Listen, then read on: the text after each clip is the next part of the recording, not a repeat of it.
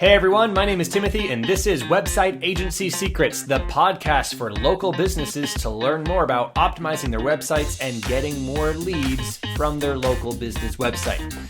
You know where leads come from? It comes from your traffic, and there are different kinds of traffic, and it turns out if you understand your traffic, you can understand what they need to convert into leads. So today's episode, we are entering into phase 2, optimizing and growing your traffic. We are talking about the basics today, inbound versus outbound. Stay tuned and learn more what these are and how to get them into leads.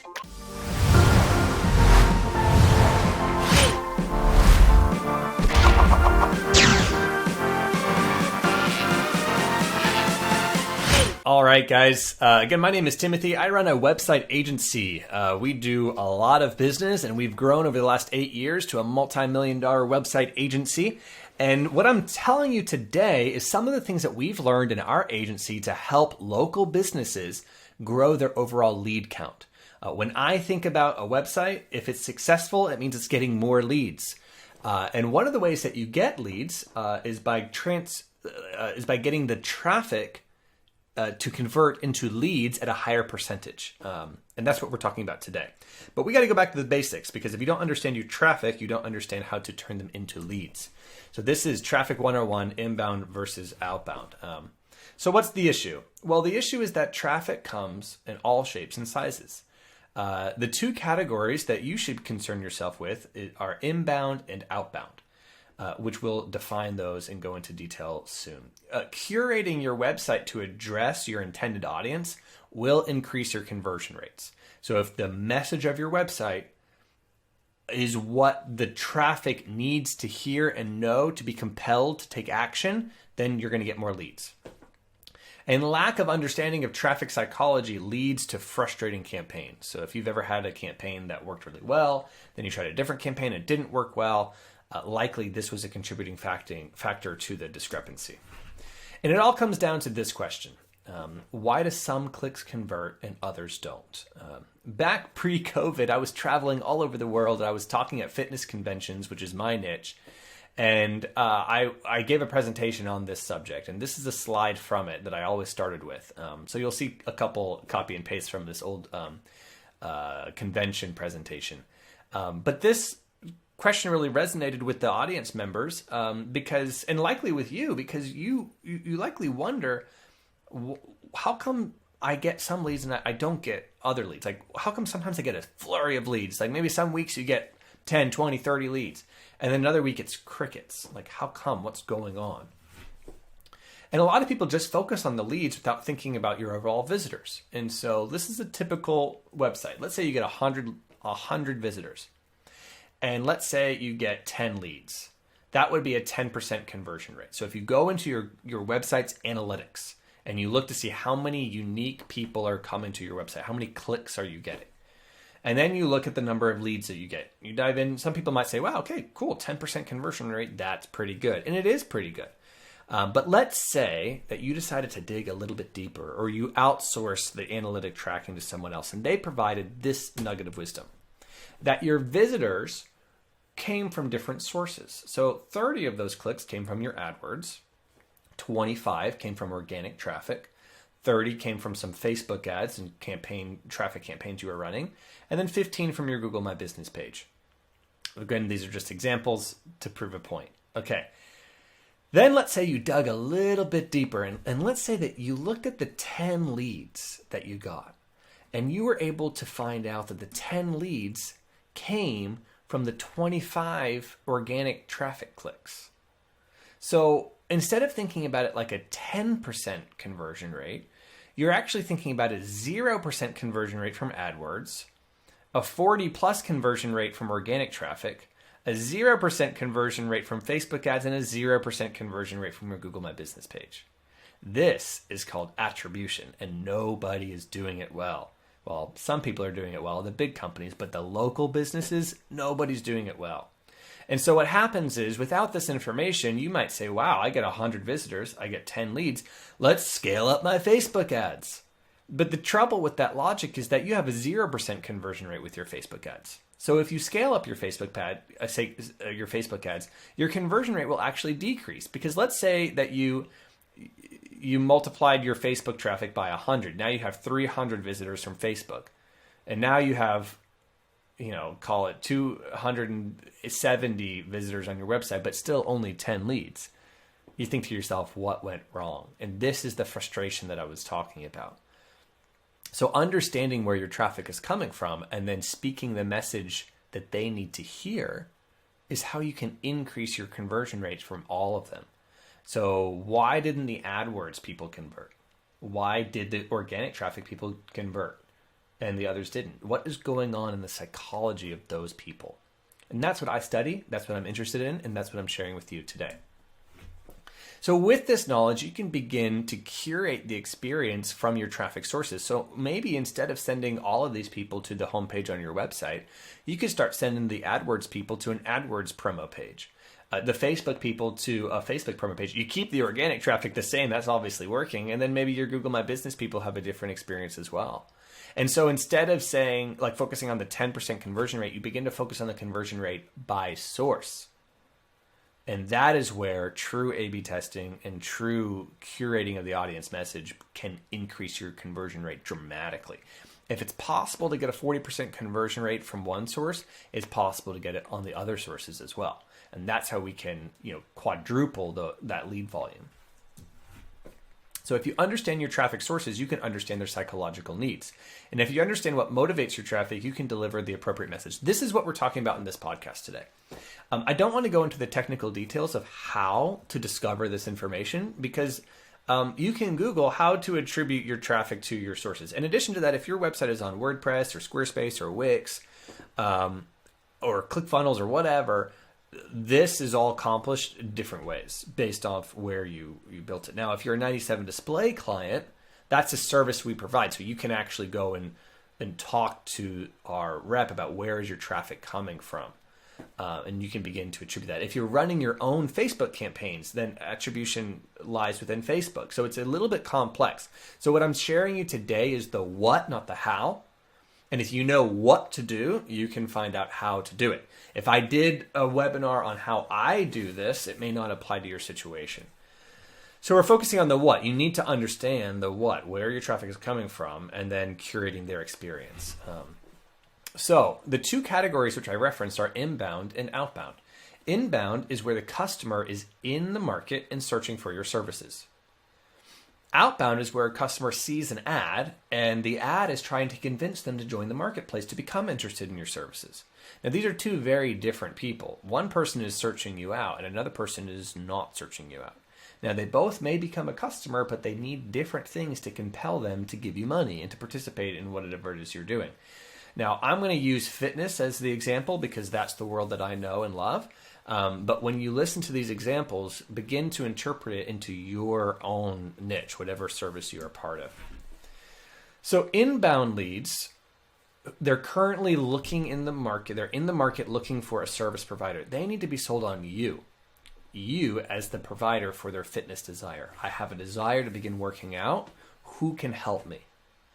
Outbound leads need to be sold on fitness and that they should have a desire. So an outbound lead doesn't have a desire to do fitness. If they do, it's not a big enough desire for them to take action. And so they don't need to be sold on you. They need to be sold on fitness. And this is something that is seems really basic, but really everyone messes up. And many fitness websites on their homepage is all about selling fitness. Well, if I just Google search personal trainer near me, I don't need you to sell me on fitness. I'm simply looking who can fulfill my desire, which is fitness, right? And I'm really interested in you. Same thing with, say, Facebook ads. If you run a Facebook ad that's all about why you are the best or your awards, well, nobody cares about that because outbound people aren't looking for who's the best. I'll show you some examples. Oh, but first, let's talk about what's in it for you. Okay, you can actually see an 80% lead to appointment rate for inbound leads. If you get an inbound lead, I'm in the market, I'm interested in what you've got going on, you seem like a good service provider, I'm taking action. But Facebook leads may require a lot more pushing to buy into fitness, right? Because they have to be sold multiple things. This is because inbound leads need to only be sold one thing. That is, are you the best person to fulfill their desire? Outbound leads need to be sold two things. Have the desire to do fitness, and also I'm the best person to do it. Does that make sense? So if I'm an inbound lead, I'm Google searching, I only need to be sold that you are the best gym in town. But if I'm not Google searching, I see an ad, I have to be sold participate in a fitness challenge. Oh, and also participate in the fitness challenge with this gym. So have you been selling the wrong thing to the wrong audience? Have you been selling an inbound message to your outbound audience or vice versa? Perhaps that's one of the reasons why your conversion rates seem so low. Perhaps that's one of the reasons why your campaigns are ineffective. Hopefully this will help you adjust your strategy to increase and improve your ROI. Okay, so let's talk about some actual examples of what you should say instead to your audiences. So a compelling hook for an inbound campaign, someone Google searching, if they Google search personal trainer near me, CrossFit near me, martial arts near me, they want to say something like your new fitness community to finally achieve your fitness goals. Your new fitness community. Now, let's say you're in Winston-Salem. Winston-Salem's most vibrant fitness community to accomplish your goals. What is your story? I want to know you. I want to know you. It's like, going on a first date with someone. You sit down at the table.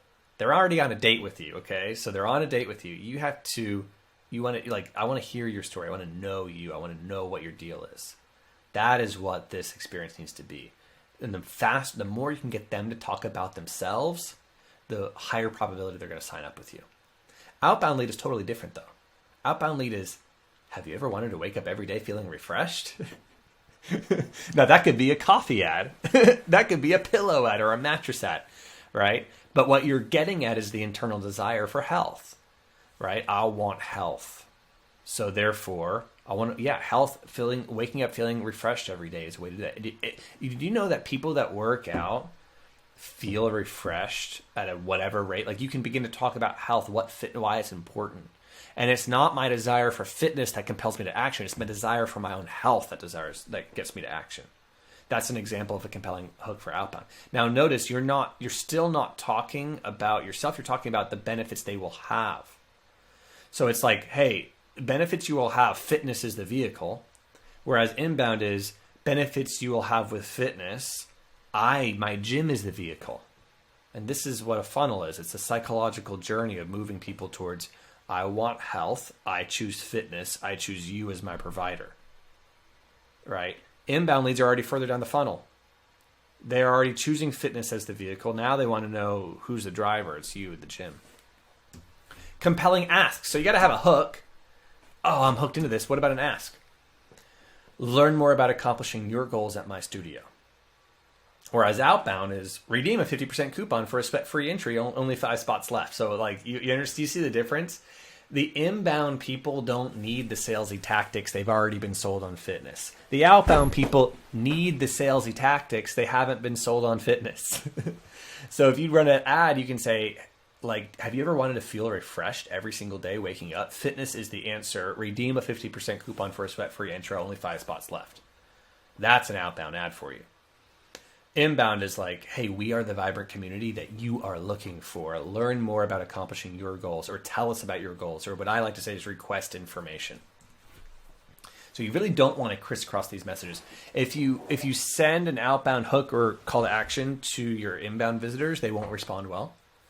And if you do it vice versa, right? Like outbound visitors aren't ready for inbound. Okay, so outbound visitors aren't ready to be sold on you as the gym. They're only ready to be sold on fitness as the concept.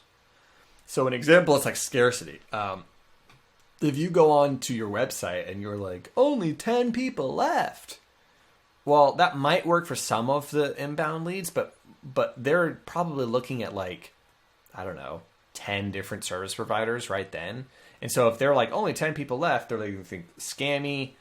It's already filled up. I might as well just choose someone else.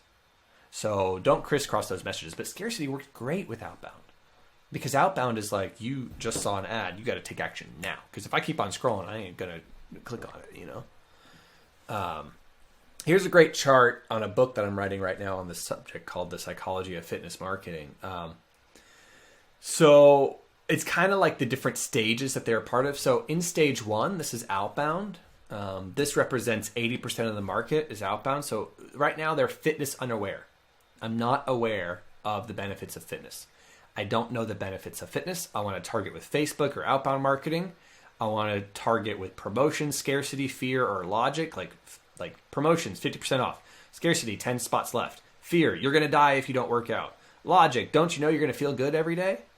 Right? Trigger is promotion, spots running out, heart disease kills. You may not realize you have this problem.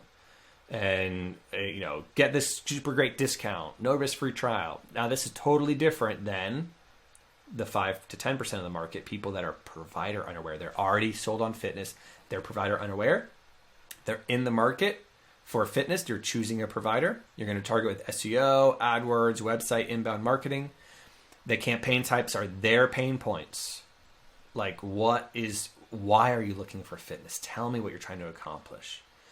Your success. Tell me about your success. I can likely even add in here other people's success stories.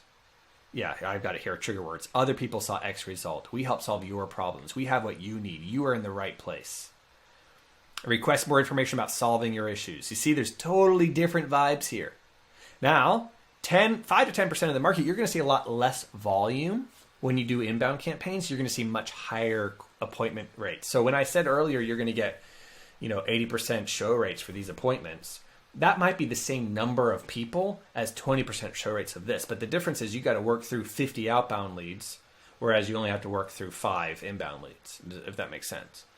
But you got to understand these different platforms, and what people get wrong all the time is they're doing these campaigns and triggers and calls to actions with this target campaign, right? And if you start to crisscross them, you're saying the wrong message to the wrong audience. And it's not going to work as well.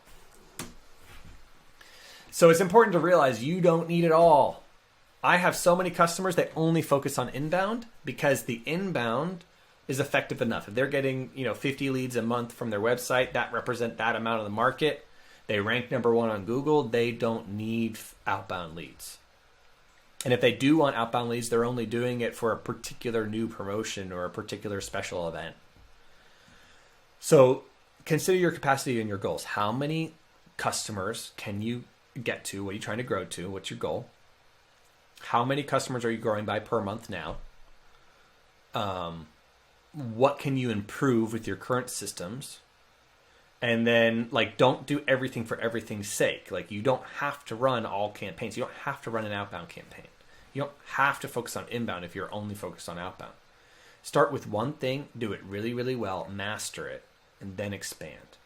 And by the way, you shouldn't be doing any of this. You should be outsourcing this, even if you are just starting off.